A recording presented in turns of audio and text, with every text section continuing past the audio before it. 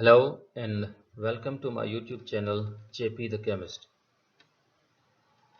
I'm with video lecture series The College Chemistry. I hope you will subscribe, like and share my YouTube channel.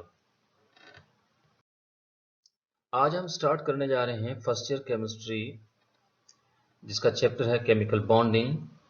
और chemical bonding जो chapter है उसका पहला lecture मैं आपको deliver करने जा रहा हूं और ये है व्हाई एटम्स मेक बॉन्ड। मतलब आज हम सीखेंगे कि एटम्स बॉन्ड क्यों बनाते हैं। तो नाउ लेट्स स्टार्ट। इससे पहले कि हम इस पॉइंट पे आएं कि एटम्स बॉन्ड क्यों बनाते हैं, पहले तो ये सीखें कि केमिकल बॉन्ड है क्या। Now chemical bond is attractive force that unite the atoms together in molecules और इन एनी कंपाउंड। मतलब केमिकल बॉन्ड एक ऐसी अट्रैक्टिव फोर्स है जो कि एटम्स को आपस में जोड़े रखती है, आपस में इकट्ठा रखती है, मॉलिक्यूल्स में या फिर कंपाउंड में। इनडायरेक्टली हम ये भी कह सकते हैं कि ऐसी अट्रैक्टिव फोर्स जिस वजह से एटम्स कनेक्ट होते हैं, एटम आपस में कंबाइन हो जाते हैं और वो मॉलिक्यूल्स की फॉर्म में आते हैं या फिर वो कंपाउंड्स के फॉर्म में आते हैं। तो चलो शुरू करते हैं कि एटम्स बॉन्ड क्यों बनाते हैं। जैसे मैंने लिखा है कि the question is, atoms bond बनाते हैं, the question is why atoms make bond. ठीक है, तो देखना यह है कि एटम्स बॉन्ड क्यों बनाते हैं। एटम्स जो हैं ये बॉन्ड क्यों बनाते हैं, आ, इसका जवाब देने के लिए हमारे पास चार पॉसिबल पॉइंट्स हैं। पहला पॉइंट तो यह है कि to acquire inert gas electronic configuration, यानी जब एटम्स बॉन्ड बनाते हैं तो उनकी जो इलेक्ट्रॉनिक कॉन्फ़िगरेशन होती है वो एग्जैक्टली वैसी हो जाती है जैसे कि इनर्ट गैसेस की है, मतलब नोबल गैसेस की है। और आप सब जानते हैं कि noble gases like helium, neon, argon, krypton, xenon, radon. ठीक है, तो जितने भी एलिमेंट्स हैं जब वो बॉन्ड बनाते हैं तो उनकी कॉन्फ़िगरेशन किसके जैसी होती है, इनर्ट गैस। ठीक है, दूसरी वजह कि एटम्स बॉन्ड क्यों बनाते हैं, टू बिकम लेस एनर्जेटिक, यानी एटम जब बॉन्ड बनाते हैं तो उनकी जो एनर्जी जो होती है वो कम हो जाती है। यानी जैसे एटम बॉन्ड बनाने जाते हैं तो एनर्जी गिव अप करते हैं। मतलब इनडायरेक्टली हम ये भी कह सकते हैं कि बॉन्ड फॉर्मेशन जो है ये एक एक्सोथर्मिक प्रोसेस है। तीसरा जवाब कि एटम बॉन्ड क्यों बनाते हैं, टू बिकम मोर स्टेबल। ठीक है, तो आपने केमिस्ट्री में सुना होगा कि सिस्टम ऑलवेज शिफ्ट होता है उस डायरेक्शन में जहां उसकी स्टेबिलिटी ज्यादा हो। तो अनकम्बाइंड एटम जो होते हैं वो कम स्टेबल होते हैं, तो वो स्टेबल होने के लिए बॉन्ड बनाते हैं। चौथी पॉइंट हम डिस्कस करेंगे वो है टू बिकम लेस रिएक्टिव। ठीक है, जब स्टेबिलिटी बढ़ेगी तो रिएक्टिविटी कम होगी।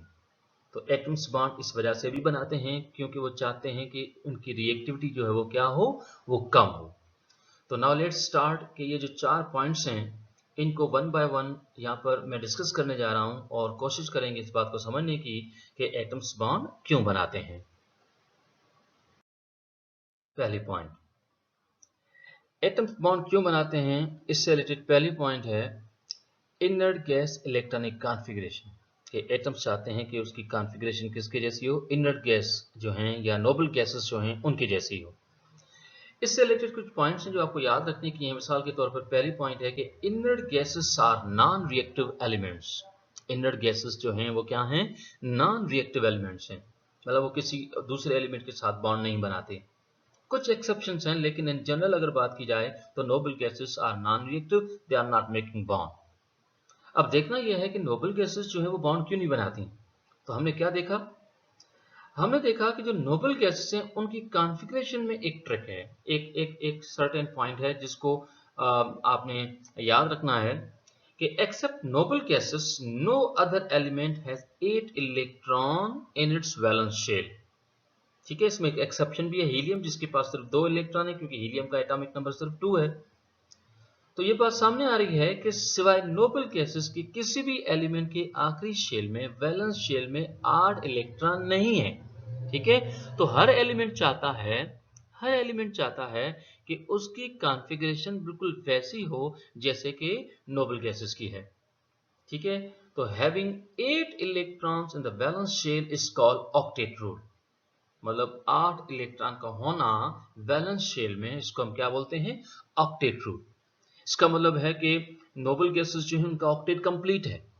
नोबल गैसेस के वैलेंस शेल में 8 इलेक्ट्रॉन ऑलरेडी हैं, ठीक है, लेकिन बाकी जितने भी एलिमेंट्स हैं उनके आखिरी शेल में 8 इलेक्ट्रॉन नहीं है, तो वो चाहते हैं कि उनके आखिरी शेल में भी 8 इलेक्ट्रॉन हों, और उनको होने के लिए उनको किसी दूसरे एलिमेंट के साथ क्या करना होता है, बॉन्ड बनाना होता है।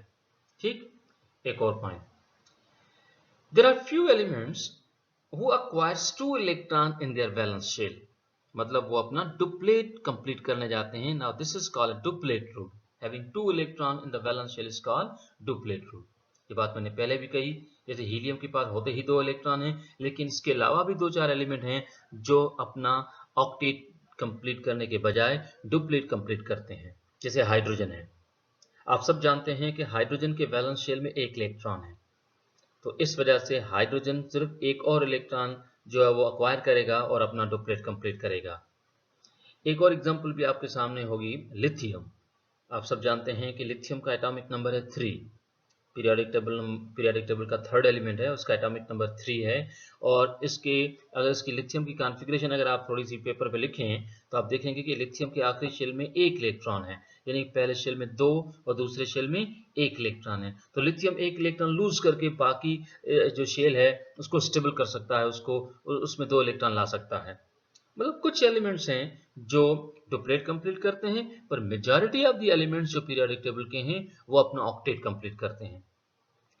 लेकिन इसके अलावा, यानी डुप्लेट रूल कहें या फिर आप ऑक्टेट रूल को भी कहें, कुछ मतलब इसके अलावा भी ऐसे एलिमेंट्स हैं जो डुप्लेट और ऑक्टेट रूल को वायलेट करते हैं।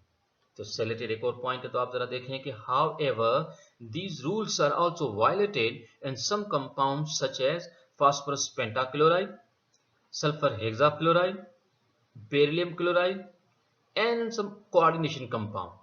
मतलब ये जो पॉइंट है इस पे जरा गौर करने के लिए, अगर गौर करने की पॉइंट है, अगर आप ध्यान से देखें कि जैसे PCl5 है, तो यहाँ पर एक फास्फोरस एटम ने 5 क्लोरीन के साथ बॉन्ड बनाया है। मतलब फास्फोरस के आखिरी शेल में 10 इलेक्ट्रॉन हो गए क्योंकि 5 बॉन्ड बनाए हैं। सल्फर जो है इसने 6 बॉन्ड बनाए हैं, तो उसके वैलेंस शेल में 12 इलेक्ट्रॉन है। बेरिलियम ने सिर्फ 2 बॉन्ड बनाए हैं क्लोरीन के साथ, उसके वैलेंस शेल में 4 इलेक्ट्रॉन हैं। तो PCl5 है, SF6 है, BeCl2 है। तो ये कुछ एलिमेंट्स हैं जो कि ना तो ऑक्टेट रूल को फॉलो कर रहे हैं ना ही डुप्लेट रूल को फॉलो कर रहे हैं, पर मेजॉरिटी ऑफ द एलिमेंट्स अपना ऑक्टेट या फिर डुप्लेट कंप्लीट कर लेते हैं।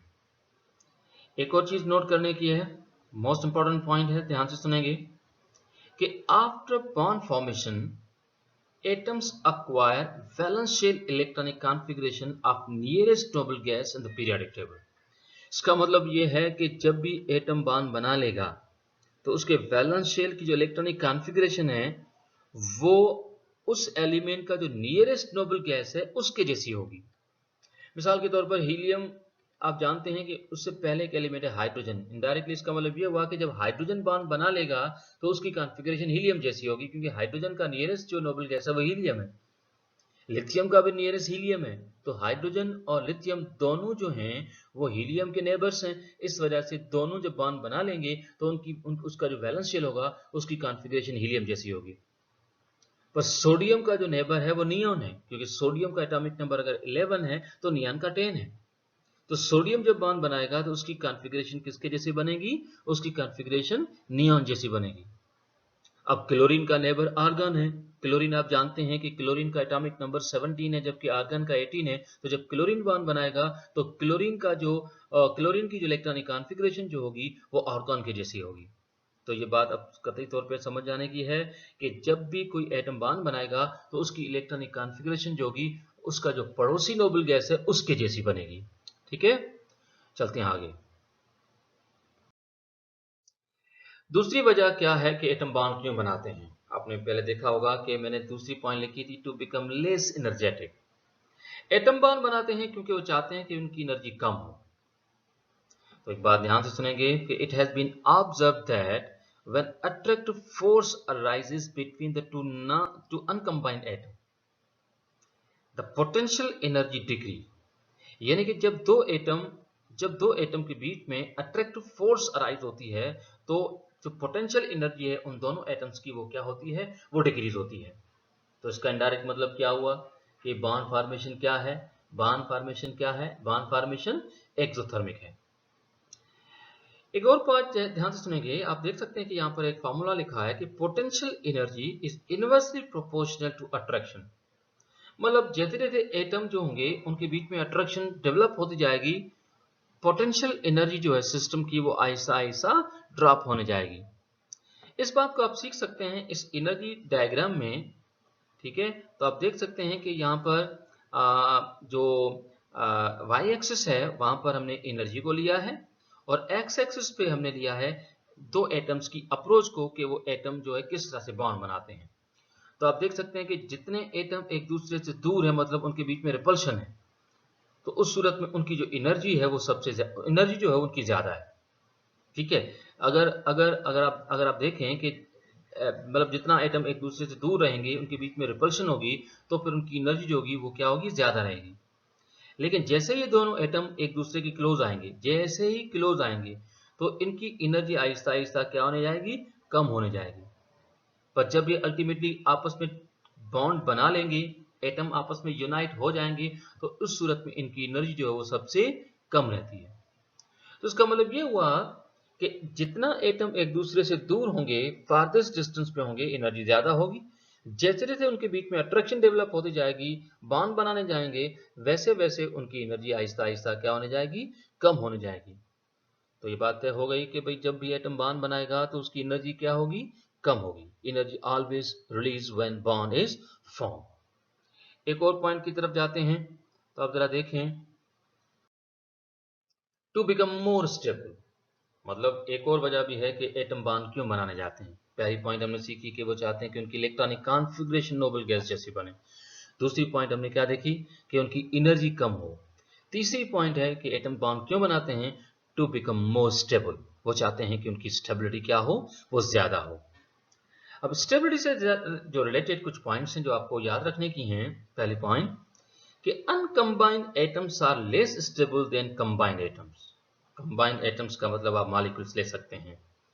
मतलब जब तक एटम अनकंबाइन है तो कम स्टेबल है, और जब वो कंबाइन हो जाते हैं, मॉलिक्यूलर फॉर्म में आते हैं, तो उनकी स्टेबिलिटी बढ़ जाती है। तो इनडायरेक्टली इसका मतलब क्या हुआ कि molecules are more stable, molecules are more stable than uncombined atoms. ठीक, आगे, it is therefore atoms always tends to combine to form molecules and become stable। और इस वजह से कि एटम स्टेबल होना चाहता है तो एटम आपस में कंबाइन होते हैं, बॉन्ड बनाते हैं, ताकि वो मॉलिक्यूलर फॉर्म में आए, ताकि उनकी स्टेबिलिटी बढ़े। ठीक है, याद रखो कि stability of an atom is inversely proportional to its energy. यानी जो स्टेबिलिटी एटम की वो इनवर्सली प्रोपोर्शनल है किसकी, स्टेबिलिटी की। इसका इनडायरेक्ट मतलब ये हुआ कि lower the energy higher the stability, and vice versa. मतलब अगर एनर्जी अगर ज्यादा होगी तो स्टेबिलिटी कम होगी, एनर्जी कम होगी तो फिर स्टेबिलिटी ज्यादा होगी। तो एटम चाहते हैं कि वो स्टेबल बने, और स्टेबल बनने के लिए वो एनर्जी क्या करते हैं, गिव अप करते हैं, एनर्जी गिव अप करते हैं। ये बात हम थोड़ी देर पहले मैं आपसे शेयर कर चुका हूं। ठीक है, चलते हैं आगे। चौथी और आखिरी पॉइंट, एटम्स बॉन्ड क्यों बनाते हैं। एटम्स बॉन्ड क्यों बनाते हैं, इसको समझने का एक तरीका ये भी है कि टू बिकम लेस रिएक्टिव।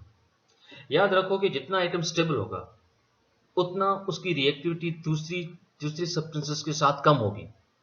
ठीक है, इस वजह से ये पॉइंट याद रखने की कि uncombined atoms are less stable and are more reactive. जो अनकंबाइंड एटम होते हैं वो क्योंकि कम स्टेबल होते हैं, इस वजह से वो ज्यादा रिएक्टिव होते हैं। And stability is associated with energy of atoms। Stability जो है वो एनर्जी से एसोसिएटेड है, और वो भी इनवर्स में। यानी जितना एनर्जी ज्यादा होगी उतनी स्टेबिलिटी क्या होगी, कम होगी, और जितनी स्टेबिलिटी ज्यादा होगी तो एनर्जी क्या होगी, वो कम होगी। तो एनर्जी कम, स्टेबिलिटी ज्यादा। इसी वजह से लिखा है कि lesser the energy higher the stability, and higher the stability lower the reactivity. ठीक है, लोअर द रिएक्टिविटी। तो एटम जो है वो लेस रिएक्टिव तब बनेंगे जब वो ज्यादा स्टेबल होंगे, और ज्यादा स्टेबल होने के लिए शर्त है कि उनकी एनर्जी क्या हो, वो कम हो। ठीक है, एक और पॉइंट जो याद रखने की है, जो मैं आपसे पहले शेयर कर चुका हूं, लेकिन मोस्ट इंपॉर्टेंट पॉइंट है कि reactive means less stable, reactive means less stable and non-reactive means more stable। याद रखो कि जब भी कोई एलिमेंट अगर रिएक्टिव है तो स्टेबल कम है, अगर कोई भी सब्सटेंस जो है वो अगर नॉन रिएक्टिव है मतलब उसकी स्टेबिलिटी ज्यादा है। तो आई होप आप समझ गए होंगे कि एटम्स बॉन्ड क्यों बनाते हैं। ठीक है, तो हमारा नेक्स्ट लेक्चर जो होगा वो होगा आयोनिक बॉन्ड। पहला टॉपिक होगा कि एटम्स बॉन्ड कैसे बनाते हैं, उससे रिलेटेड कि that's it for today and I hope कि आपको ये बात कतई तौर पे समझ में आ गई होगी। और see you next time. That's it and अल्लाह हाफिज़।